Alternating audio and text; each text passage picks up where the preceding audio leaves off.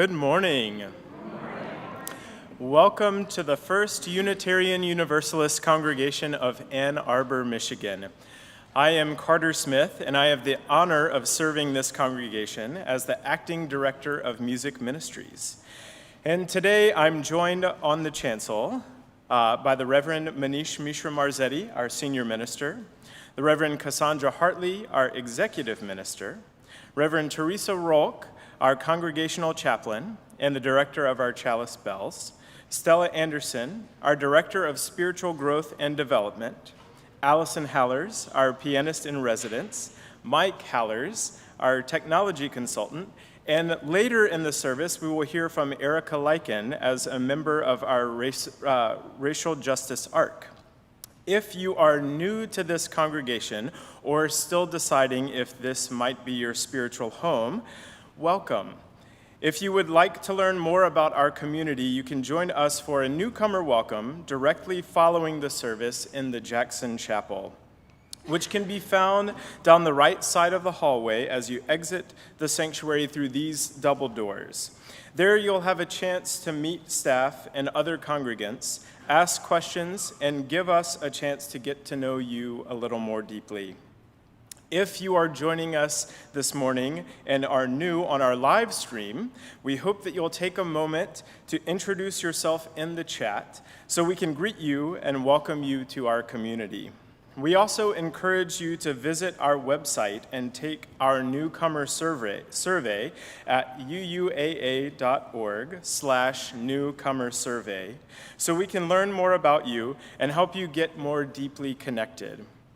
Whether you are relatively new, a longtime member, or somewhere in between, thank you for being with us here on this beautiful morning. This upcoming week marks an exciting time in the life of Unitarian Universalism, as our General Assembly will take place in Portland, Oregon, beginning on Wednesday. In this annual gathering, Unitarian Universalists come together to conduct the business of the association, explore the theological underpinnings of our faith, and lean fully into the mission and principles. Next Sunday, a week from this morning, we'll join with the General Assembly for the Sunday morning service. This means that our social hour will take place at 11:30 a.m., and weather permitting, under the tent just outside of our social hall. And we will move into the sanctuary to join the live stream of the service starting at 12:30. Please make sure you have this change marked on your calendars. Today marks Juneteenth, a day in which we commemorate the emancipation of enslaved African Americans in Texas on June 19th, 1865, 2 years after the Emancipation Proclamation. In our service this morning, we will honor this day by further exploring the history of this commemoration and reflecting on its contemporary implications. Today also marks the celebration of Father's Day. As such, I would like to offer this reflection from Reverend Lynn Cox as we continue our time together. Holidays are complicated, especially ones named after roles. Human relationships are messy, including relationships with people who are honored by holidays. For a lot of people, Father's Day brings up feelings of grief for fathers who were lost or couldn't be there or who chose not to be there.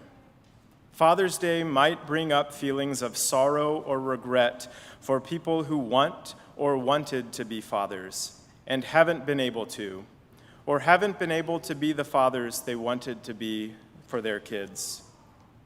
Today might be a day of divided loyalties for people who may have called more than one person father or dad in the course of their lives. Then there are people of a variety of genders who are father figures, step-parents, and mentors for young people, but who don't get the recognition they deserve today or any day. On the other hand, Father's Day can be joyful and sweet, remembering the times when dads or granddads or role models were there for us.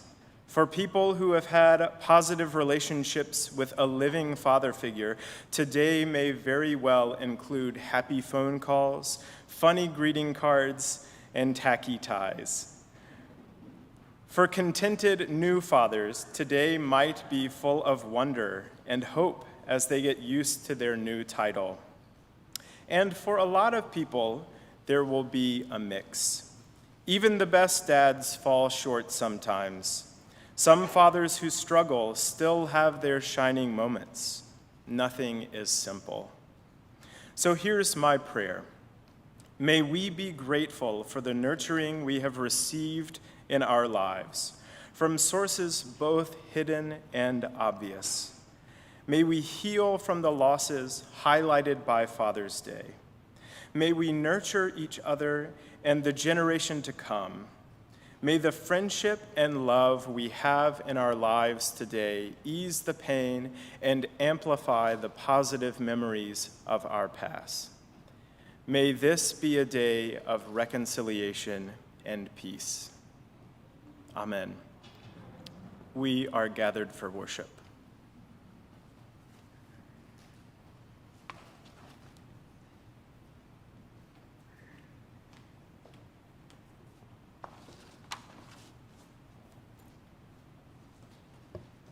Good morning. Each week, we begin our time together with the lighting of the chalice, one of our most cherished rituals.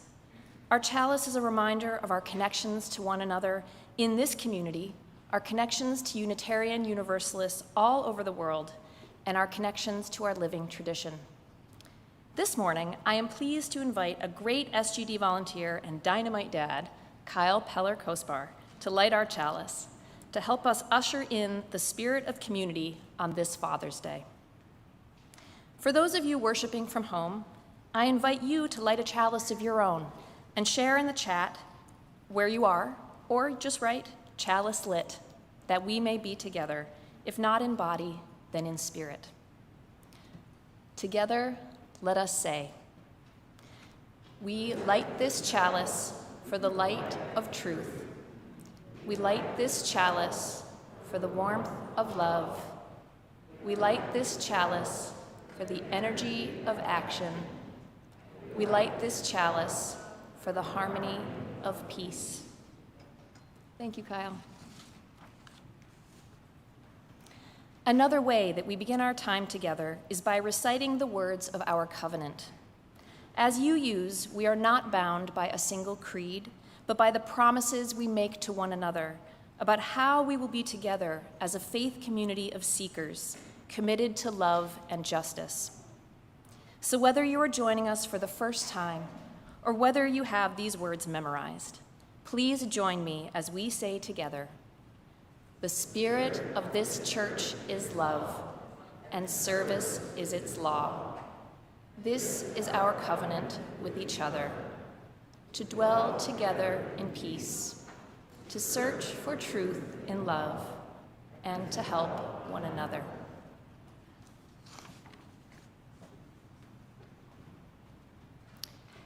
In June of 2021, the United States Congress passed and President Biden signed into law a bill that made June 19th, more widely known as Juneteenth, a federal holiday commemorating the official emancipation of enslaved Black people in Texas. More than 2 years after President Lincoln issued the Emancipation Proclamation, Union Major General Gordon Granger, stationed on the island of Galveston, Texas, issued and enforced General Order No. 3, officially freeing all enslaved people in the state of Texas. As news spread about the end of chattel slavery in the United States, celebrations broke out across the state, and Juneteenth was born. Black Americans, especially in Texas, have been commemorating Juneteenth ever since, passing along through generations a rich tradition of festivals and jubilees, marking America's second Independence Day. But Juneteenth has been virtually absent from our national narrative until recently.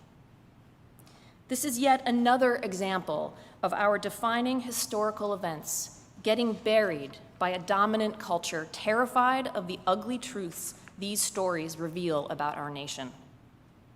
Even now, as our elected officials publicly honor Juneteenth on social media and elsewhere, some of them are working tirelessly to pass laws limiting not only how we teach the history of white supremacy to our kids, but whether we teach it at all. We owe it to our kids and to each other to keep learning about this history, to honor the suffering of enslaved people, and to listen to our fellow Black citizens as they share the inspiring stories of their ancestors' resilience and strength. I hope the following children's history book inspires in you a deeper dive into this fascinating, painful, and deeply American story. Juneteenth, written by Vaunda, Micheaux Nelson, and Drew Nelson, illustrated by Mark Schroeder.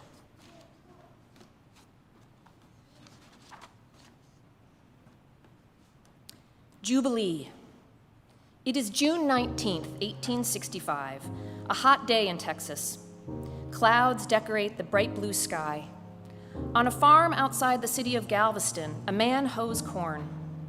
5 miles away, a teenage boy chops wood. Nearby, a woman scrubs the floor. Her sister milks a cow in the barn. It seems like a normal day. Then a message arrives in Galveston. It races from ear to ear through town. The message is carried to the countryside by riders on horseback. It is carried by wagon and by people on foot. The people on foot are running because the message is so important. When the news reaches the man in the cornfield, tears roll down his cheeks. 5 miles away, the young woodcutter plants his axe in a stump and runs to hug his father. Nearby, the woman stops scrubbing and dances across the wet floor. Her sister drops a bucket of milk and falls to her knees. As the news spreads across Texas, people stop working and jump for joy.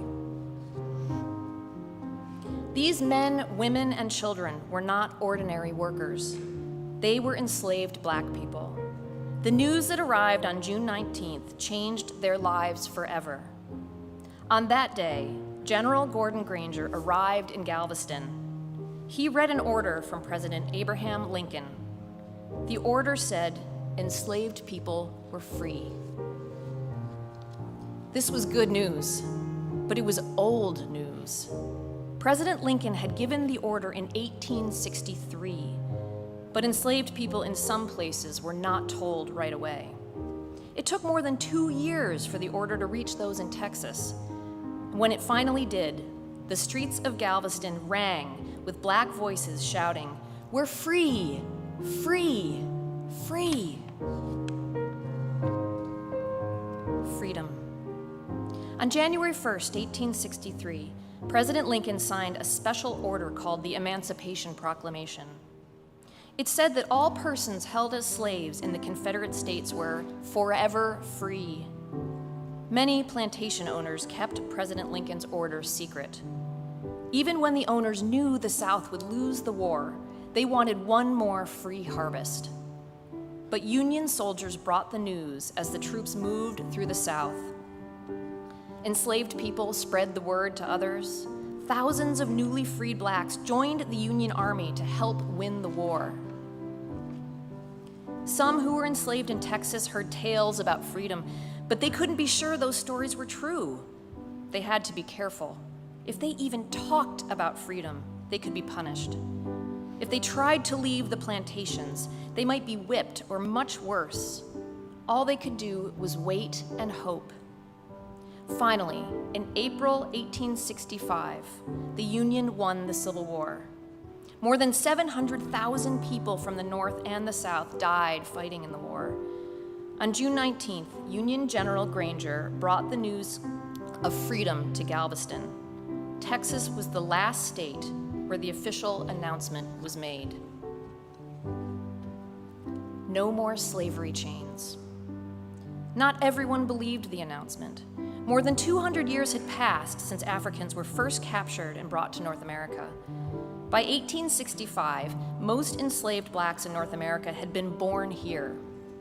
The only life they knew was slavery. Then, in an instant, they were free. Once they knew the truth, they stopped working. The moment was scary and wonderful. They were free. They laughed and cried, shouted and prayed. They danced and sang, gathered and hugged. They imagined their lives as free Americans. Some freed blacks left the plantation with just the clothes on their backs. They didn't know where they were going.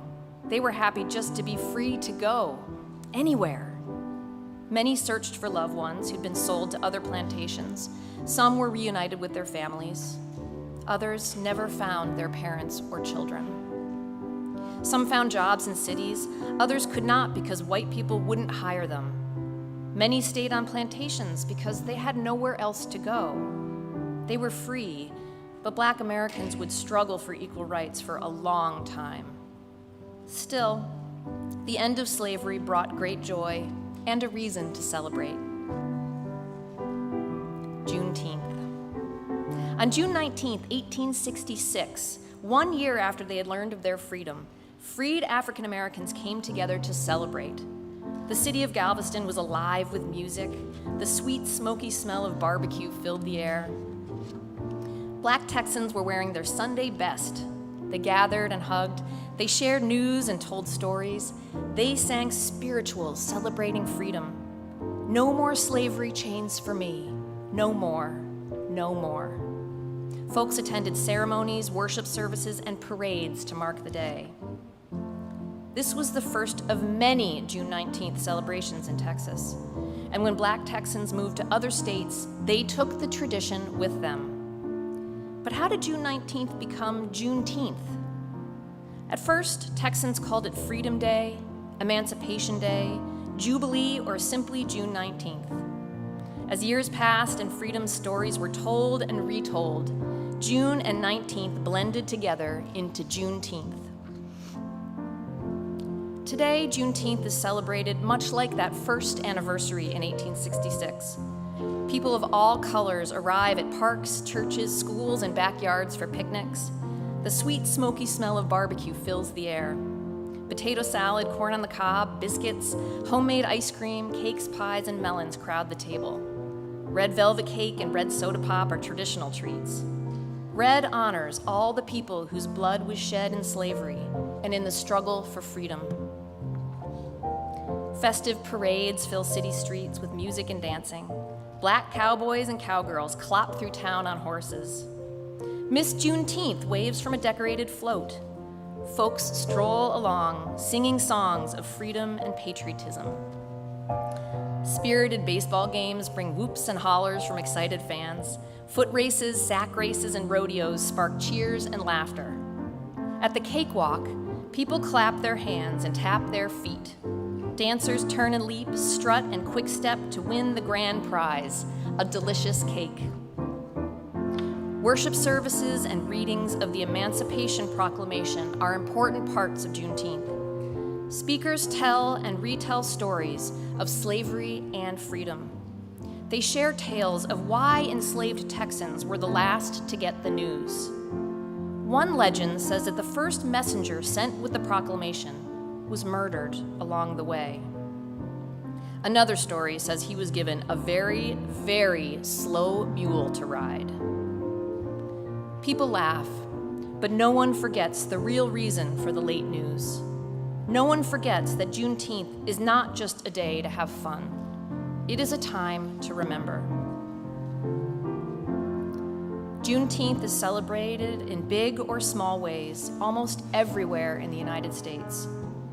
The government of Texas made it a state holiday on January 1st, 1980. From Florida to Alaska, California to New Jersey, other states across the nation have followed this example.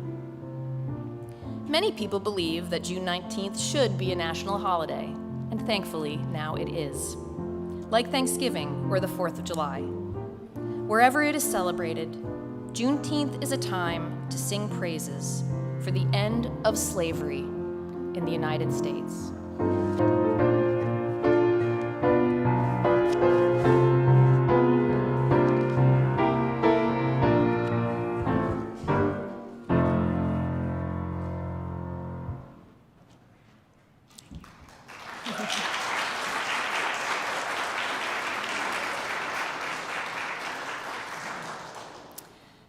This morning has marked our return to the time for all ages, when our community comes together for the first part of worship. In the before times, we would all sing our children off to their classes, and hopefully soon we can do so again. But for now, a few of our lovely singers will accompany our walk with the K through 6th graders to our magic summer.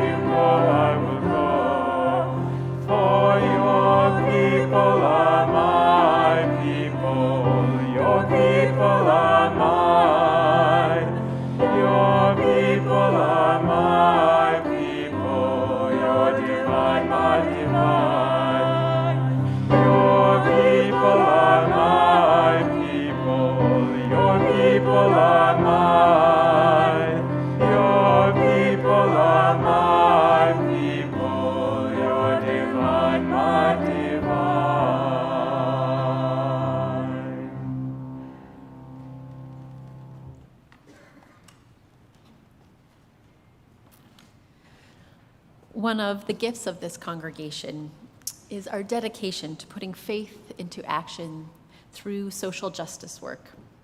There are so many different groups and activities centered around social justice work.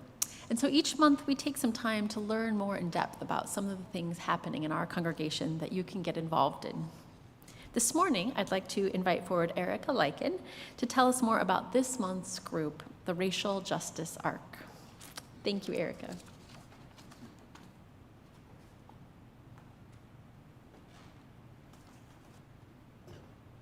Gonna move this way down here. Morning, everybody. So hello, friends. I'm glad to have this time with you today. My name is Erica Lyken. My pronouns are they, them, theirs. I'm a member of the Shared Ministries team, newly elected to the Leadership Development team, but today I'm here on behalf of the Racial Justice Arc, as well as the Anti-Racism, Anti-Oppression Organizing team. As has been mentioned and will be alluded to in today's service, today is Juneteenth, and we're here to celebrate together. As a white person, I think it's essential that we engage in celebration and learning around holidays like Juneteenth. I'm a firm believer that those of us that are non-Black have an opportunity to educate ourselves, to get involved, and to know more about this history, our shared American history. I'd highly encourage you to find and attend a Juneteenth community event near you. I want to share a little bit about the Racial Justice Arc and offer you an invitation to join our work. UUAA's Racial Justice Arc formed in September 2020 as a natural continuation of the Challenging Racism group, whose work came to a close.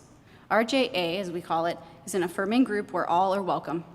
We are dedicated to pursuing racial justice and fighting oppressive cultural structures affecting people of color. Our work is driven by UUAA principles and guided by UUAA's 2050 visioning work. As a center of UUAA's anti-racism work, we organize, implement, and delegate a variety of activities. RJA is working to partner with groups internal and external to our congregation in order to increase our effectiveness and amplify our collective voices. During this congregational year, the RJA focused on creating resources for the congregation around getting started in anti-racism work, including actions UUs can take to support anti-racism, anti-oppression resources for families, as well as talking points on critical race theory. We also participated in October's Anti-Racism, Anti-Oppression Gathering Table event and held interactive reflective reading groups on 2 separate books, Cast, The Origins of Our Discontents by Isabel Wilkerson, and Me and White Supremacy by Layla Saad. As we look into 2022 to 2023, we're planning to further partner with other anti-racism, anti-oppression groups at UUAA to engage in more community-based activities and events around anti-racism, aligning ourselves more closely with needs, challenges, issues, and barriers for people of color in Washtenaw County. I invite you to continue or deepen your work and your involvement in your personal anti-racism practice by signing up for one of the sessions of the Me and White Supremacy book circles, which will be taking place in the fall on Tuesdays and Wednesdays from 7 to 8:30 p.m. for a 5 consecutive week period. These will start October 4th and 5th, respectively. Information will be coming shortly about signups. To close us out today, I would like to say I appreciate the time here and like to see lots of friendly faces. I'll close with some words from Danielle Koch that resonate with me around racial justice work. You were created to do good work, work that empowers and inspires, liberates and transforms, restores and softens. Yes, work can be hard, as it was meant to be. The verb itself calls us into action, rejecting passivity and demanding sustained effort. It provokes, agitates, and disturbs. But this work, the call for justice, is good work. It defends the oppressed and frees the captive. It tears down the walls and destroys barriers. It is challenging things and changing things. So when you feel weary or hopeless or spent, remind yourself that the darkness is being flooded by marvelous light. Yes, this is work, and yes, it is good. Thank you.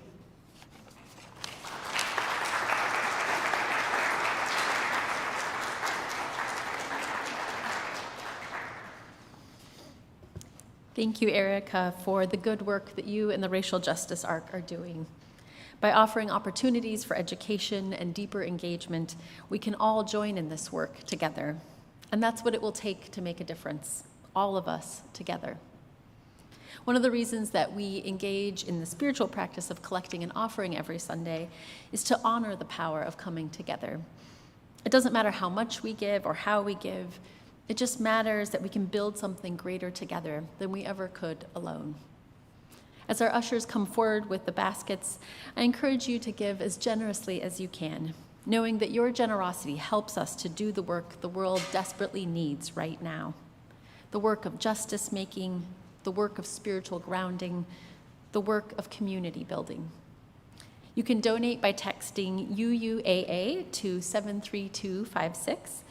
You can go to uuaa.org/giving, or of course you can place cash and checks in the baskets as they come by. However you give, thank you for your generosity and commitment. This morning's offering will now be gratefully given and received.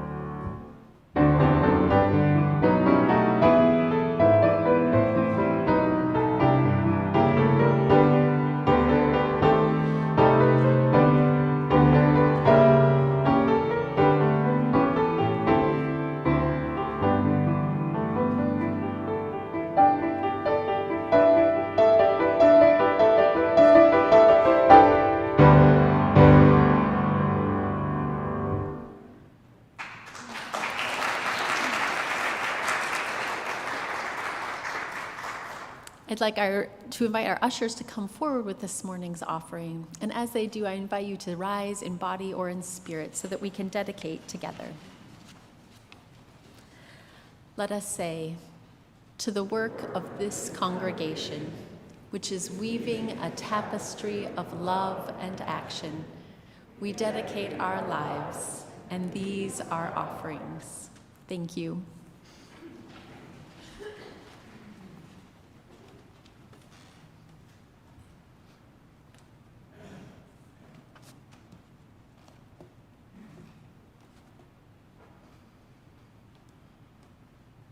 Our time of meditation today will begin with a reading, after which I will guide us through some questions for reflection. And whether you are in the sanctuary or watching on live stream, let's just take a couple breaths together.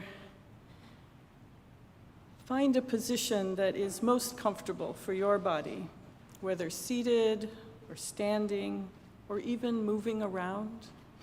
It's okay to have your eyes open or closed. And when I invite you to reflect in silence, this simply means it's a time without adult speaking. Sounds continue all around us, and possibly there'll be sounds of the very young ones among us. All of it is welcome in this space.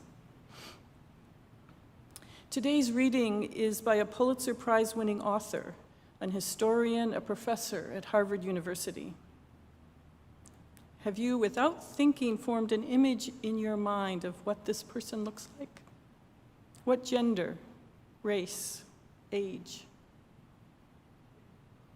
If an image did come to mind, just hold that with curiosity. The Pulitzer Prize-winning author, historian, and professor at Harvard University is Annette Gordon Reed, an African-American woman. The book is called On Juneteenth. It's a small volume of essays that weave together the complicated history of Texas, her family's history there, and her own experiences growing up as a native of Texas.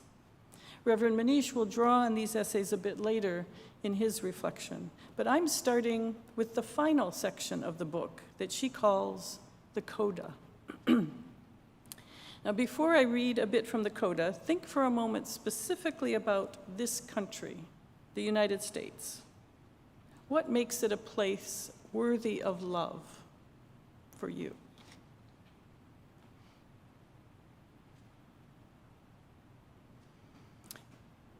Gordon Reed writes, abstract notions of the United States, of Texas, for me at least, don't capture why places are worthy of love.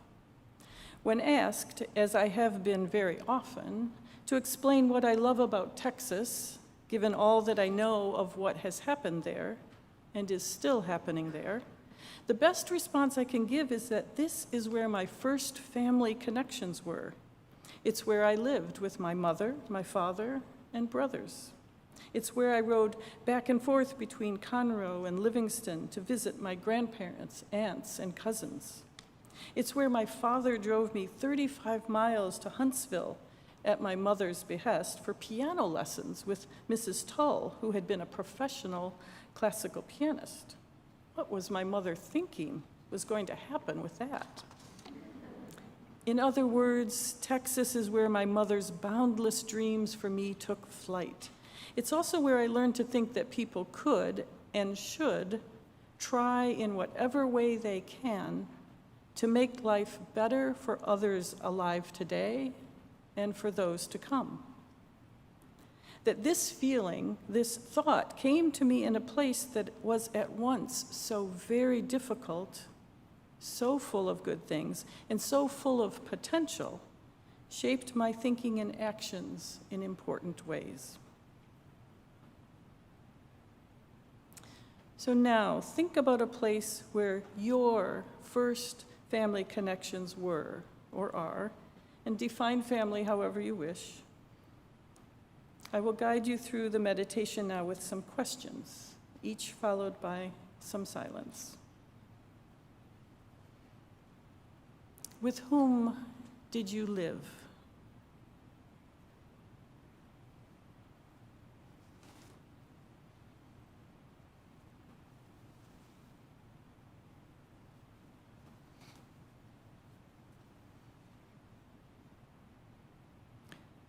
Were extended family members near or far?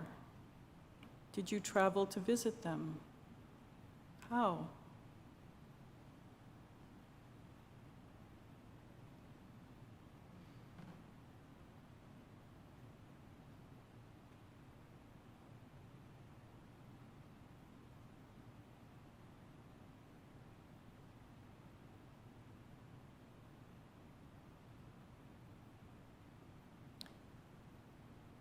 Did someone in your family have a boundless dream for you? Who was it, and what was the dream?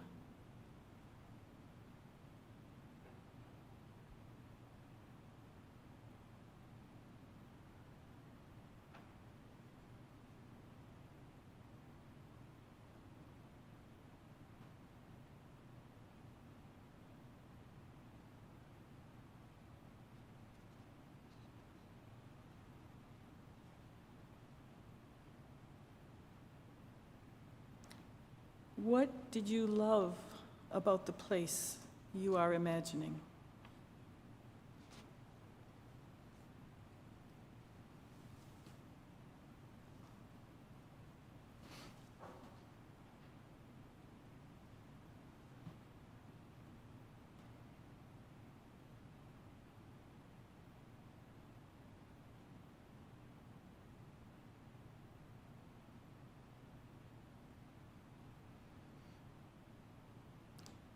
Now, replace the location you are thinking about with this community, First UUAA, this congregation.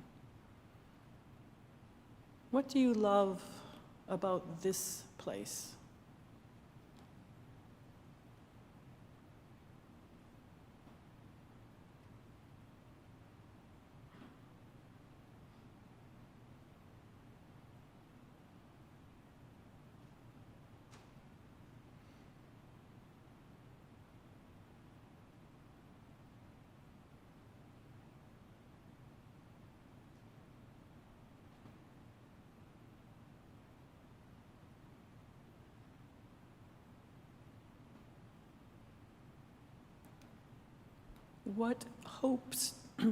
What hopes do you have for this place?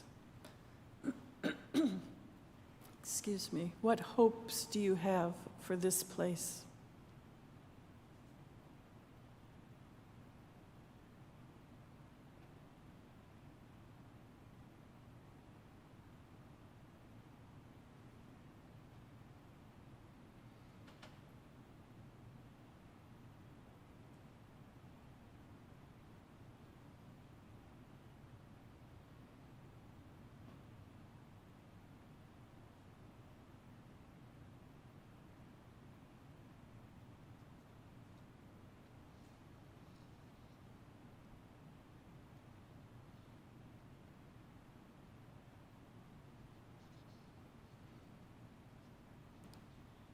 Gordon Reed writes about the difficulties of Texas.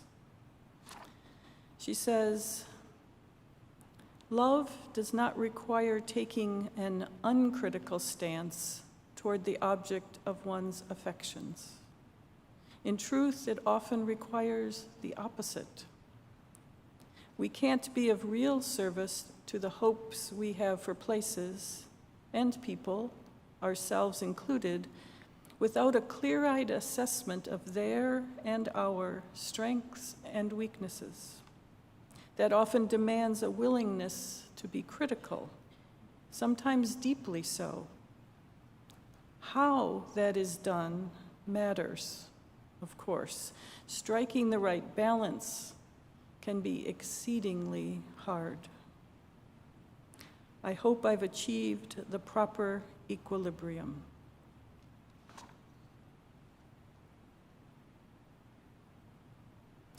My prayer for us is that we never lose sight of the how. May we strive for and achieve the proper equilibrium in our expressions of critique and love for this community. May we make life better for others alive today and for those to come. Amen. May it be so.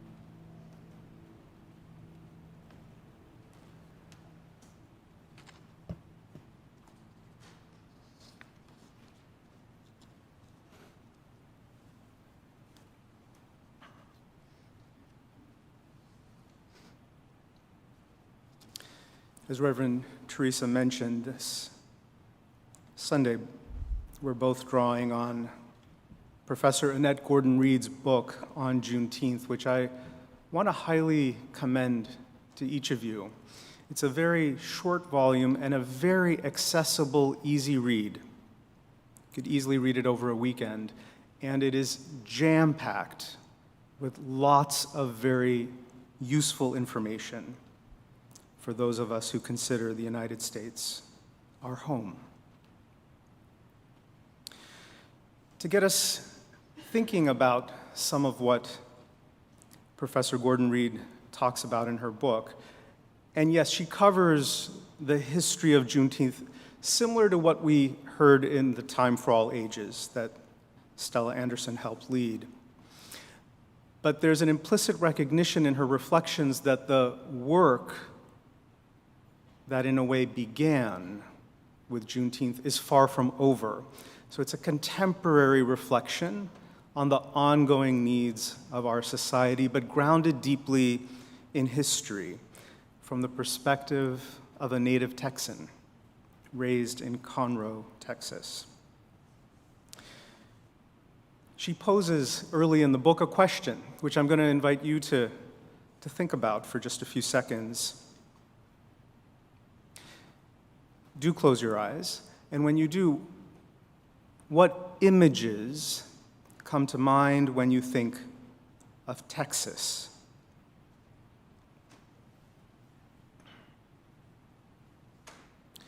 Now, it's possible your thinking may have already been primed by some of what we've been covering, reflecting on, discussing in today's service. But if we were playing Family Feud, and we were at the top three images most people would think about in the United States, it would be the image of a cowboy, an image of a rancher, or the image of an oil man, all three of whom would invariably be white men.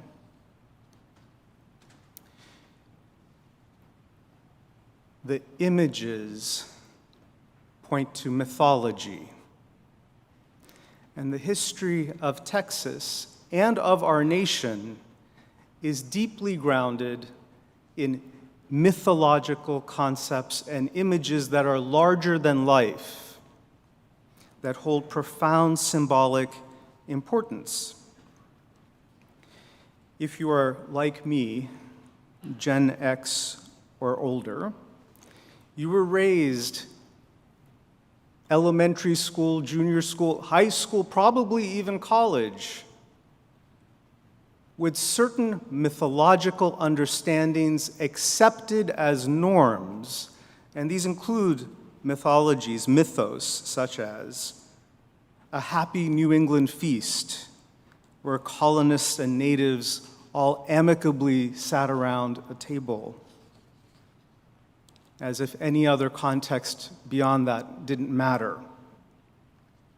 You were taught stories and ideologies and mythos about manifest destiny and how it was a glorious spreading of civilization westward across North America, ordained and blessed by a deity,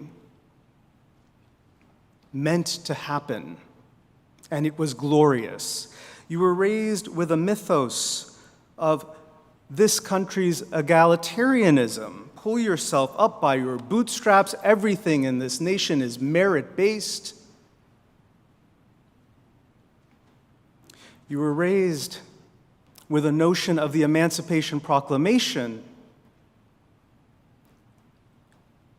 grounded in the image of a white president as savior, declaring and ensuring that all black people are now free.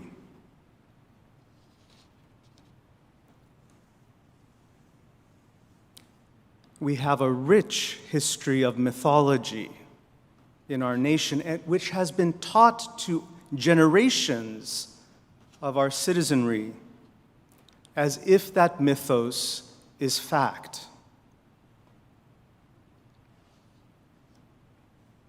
And in our contemporary context, the simple questioning of that mythology, trying to broaden it out, balance it out, even it out with deeper understandings of actual unfoldings of history, has now gotten lumped into a catchphrase often by people who have no idea what critical race theory even means, but it is now being used as a catchphrase where the subtext and the subcurrent is, how dare you question the mythos?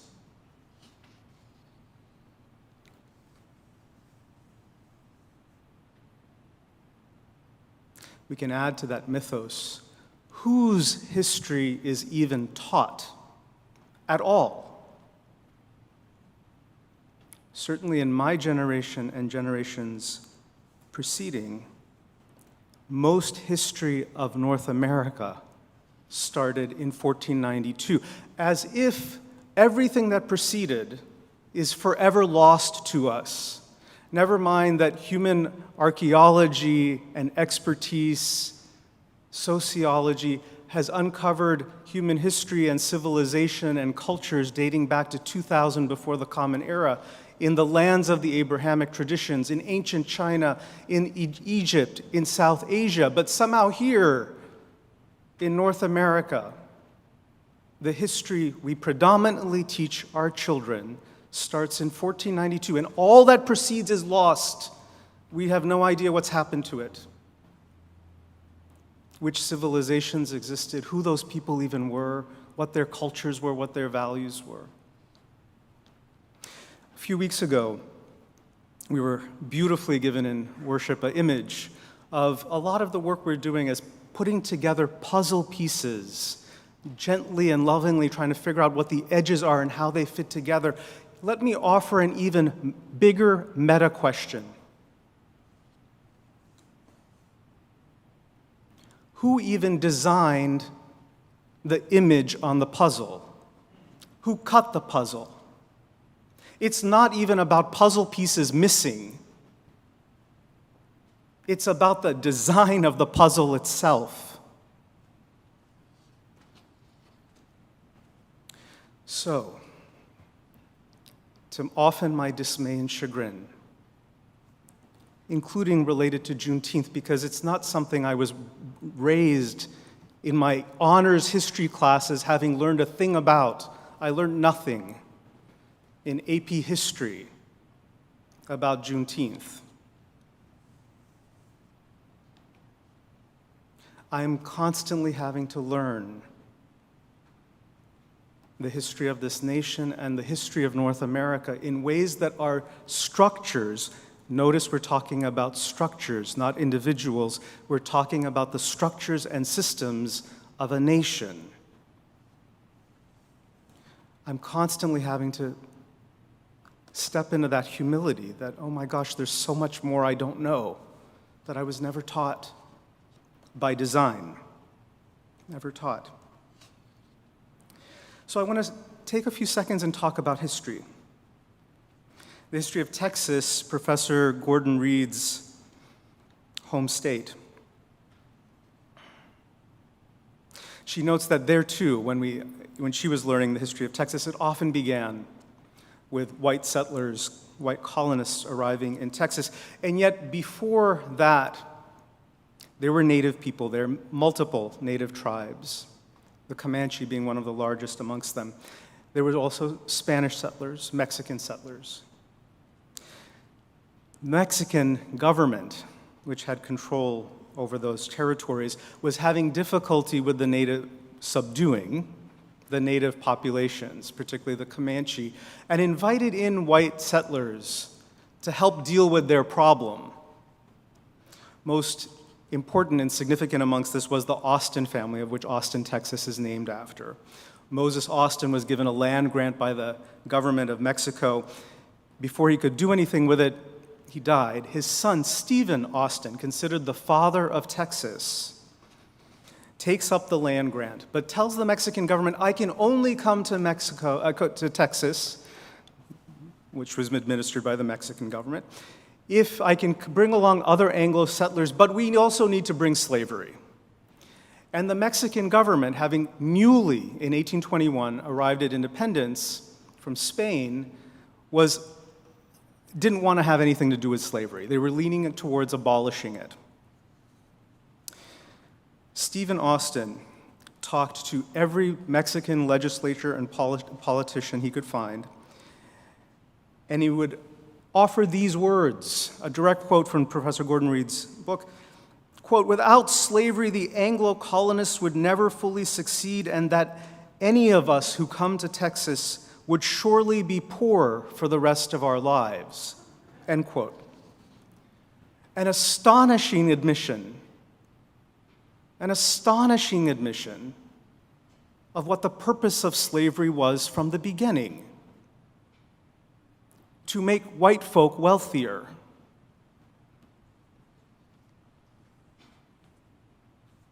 Fully acknowledged by the father of Texas, Stephen Austin. The Mexican government is not really on board. They're hesitant, but they say, they have their own problems they're trying to deal with. Fine. We're not really totally happy about this, but okay.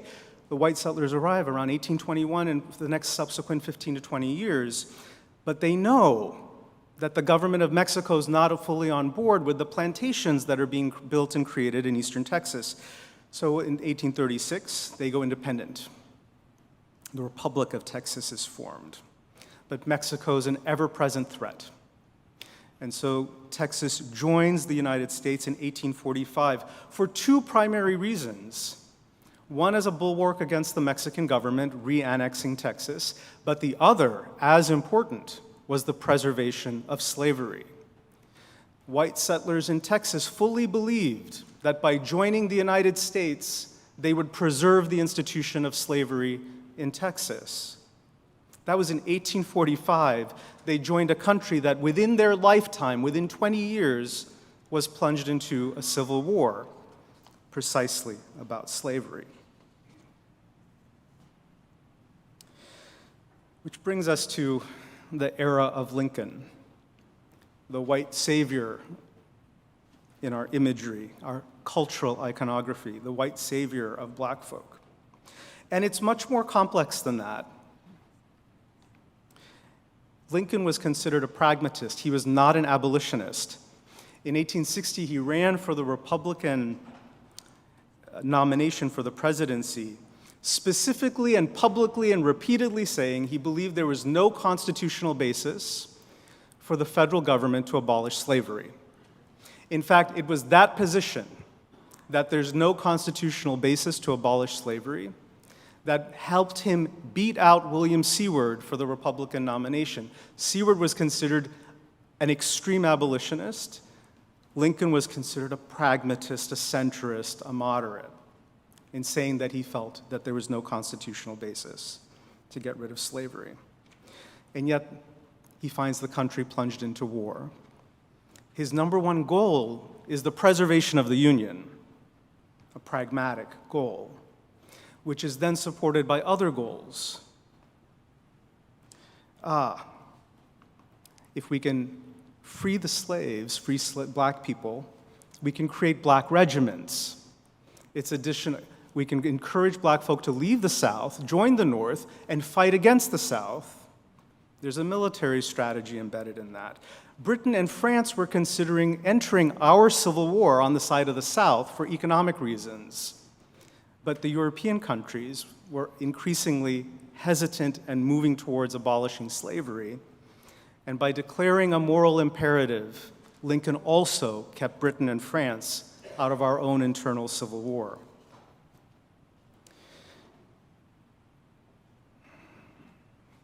This is all to say that our history is complex, and it is far more complex than we even often know or are intentionally taught in our schools. And that requires effort on our parts as adults to learn the things that we haven't been exposed to. There were things in Professor Gordon Reed's book that I had never really thought of until I saw certain things from her perspective, her lived perspective. She shared some of the hidden costs of our racial integration efforts in the United States. She single-handedly was one of the first black children in her town of Conroe, Texas, to integrate at a fully white school. She shares in her book that she got beaten up, not by white kids, but by other black kids subsequently. She was the first. In 1968, when the Supreme Court struck down attempts to keep schools segregated despite Brown v. the Board of Education. More deeper integration took place in her town and other places in the South. Black kids became minorities in schools. They lost social support. They were treated differently than they were in black majority schools. Not all black kids wanted that, and they felt a sense of loss. She shares the story of how her mom, a black teacher at a black school, then became this only black teacher in a white school. Her mom lost social support, wasn't treated well by her colleagues and peers, had to teach differently because she was now teaching white students. There are hidden costs and hidden impacts. And what she goes on to say, and this phrase in particular struck me so deeply. She says that the civil rights integration efforts, what we have done in this nation in support of racial justice, those efforts have, quote, always been about blacks coming to whites rather than being about mutual engagement.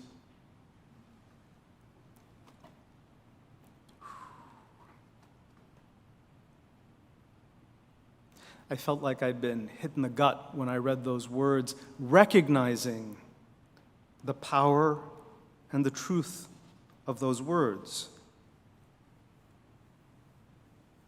Our justice efforts in this nation have been more about bringing blacks to white spaces than about reciprocal and mutual engagement.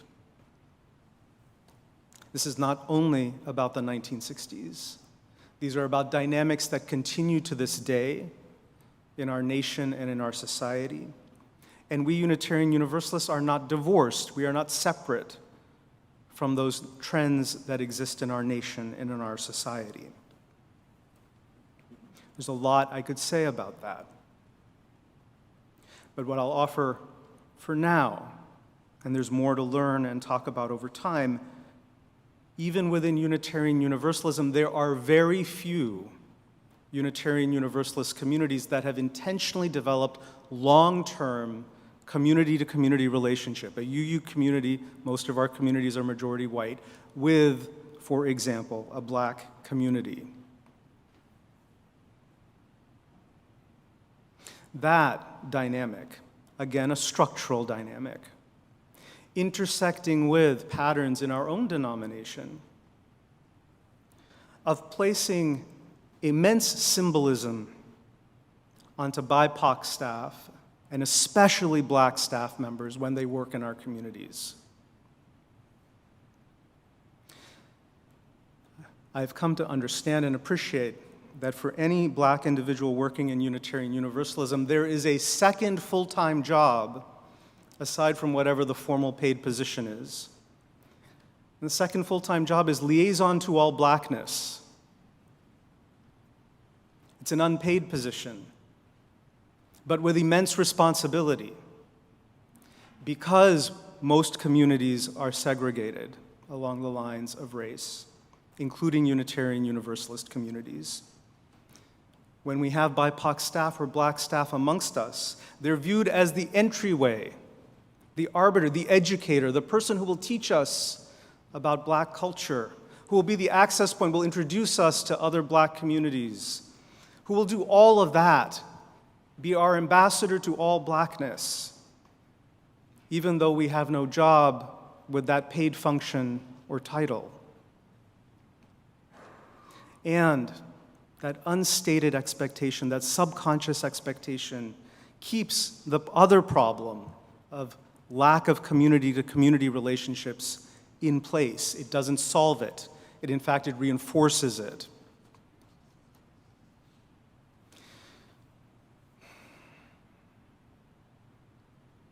In 2022, I think we realize that there is so much more that we can and need to be doing in support of racial justice in our own nation, looking at the ways that we don't even have certain conversations about what the history of our own nation is, the lands we live on, the dynamics that continue to keep us apart, human being to human being, community to community. This is long-term work. It is not short-term work.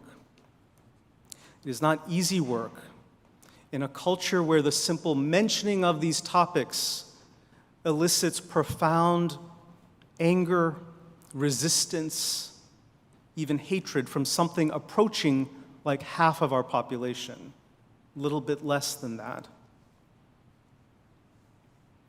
And yet we are a people that has been trying and continues to try. There is no perfect. We are living with imperfect freedom, trying to make it better, trying to do more good. As Erica Lycan offered in her reflections, you were created to do good work. Each of us was created to do good work, and this is something that we as Unitarian Universalists are deeply committed to, for we are a faith of action, far more than words. We are a faith known for our justice commitments and the very practical things we have done to make this nation and this society stronger and better. And so while we strive for better, knowing that we live with imperfect freedom, I encourage each of us to get to know the justice work of this community better, because it is good, not perfect. It is good. It is good. Get to know what our UU Civs group is doing to create voter access. Get to know what our restorative justice folks are doing to change and transform justice systems that have been inherently inequitable and racist. Get to know what our food justice team is doing in partnership to try and support food security for folks, for the marginalized in our Washtenaw County and beyond. Get to know what our Justice in the Middle East folks are doing to support a larger peace and understanding. Get to know what our racial justice ARC folk are doing to support and guide this community's commitment to racial justice being one of its top priorities. And on and on. That's a sampling. That is not a definitive list. And it is one to take pride in, because it speaks to who we are as Unitarian Universalists and who we are as UUAA. May we remain grounded in that work. May we honor the spirit of Juneteenth, which is one of freedom, with our own deeper and continued commitment to bringing alive such for all of us.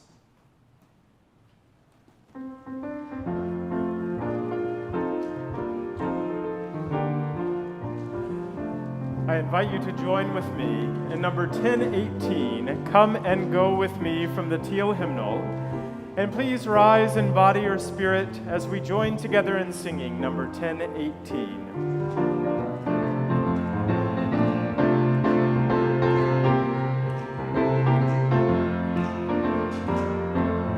Come and go with me to that land. Come and go with me to that land. Come and go with me to that land where I'm bound. Come and go with me to that land. Come and go with me to that land. Come and go with me to that land where I'm bound. There'll be freedom in that land. There'll be freedom in that land. There'll be freedom in that land. There'll be freedom in that land where I'm bound. There'll be freedom in that land. There'll be freedom in that land. There'll be freedom in that land where I'm bound. There'll be justice in that land. There'll be justice in that land. There'll be justice in that land. There'll be justice in that land where I'm bound. There'll be justice in that land. There'll be justice in that land.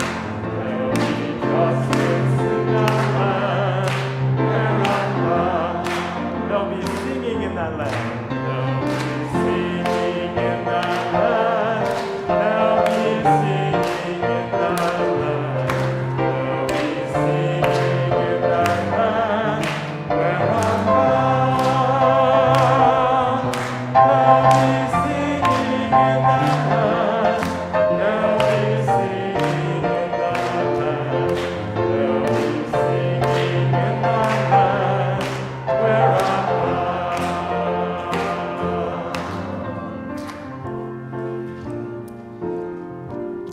Dear ones, go forth into this new week holding your deep passion, your deep love as Unitarian Universalists close in your heart. It is a love for the dignity of each and every human being, all of us. No matter how the systems and processes and structures we have intersected with, marginalize, sideline, and ignore, we Unitarian Universalists are committed to a better way, to a deeper way of being human.